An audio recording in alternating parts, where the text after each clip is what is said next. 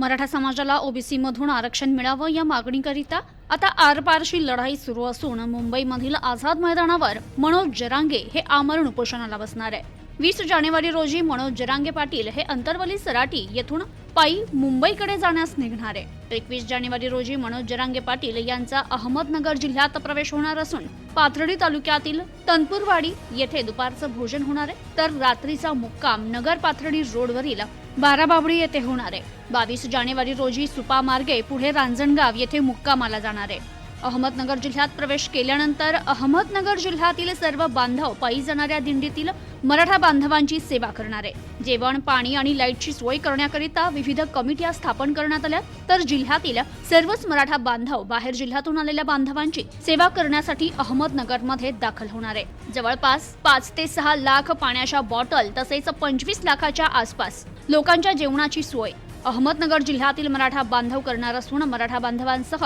इतर समाजातील बांधव या सेवेला प्रतिसाद देत असून जे बांधव पायी चालणार आहेत त्यांना त्रास झाला तर औषध उपचाराकरिता अहमदनगर मेडिकल असोसिएशन तर्फे उपचार साहित्य देण्यात येणार आहे, अशी माहिती दत्ता गाडळकर यांनी दिली। तर माजी नगरसेवक धनंजय जाधव हे देखील मराठा बांधवांकरिता पिण्याचे पाणी उपलब्ध करून देणार आहे।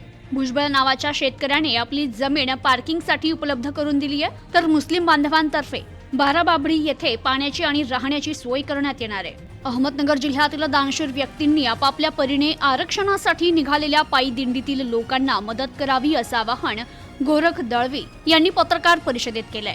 Bureau report, news today 24, Ahmednagar.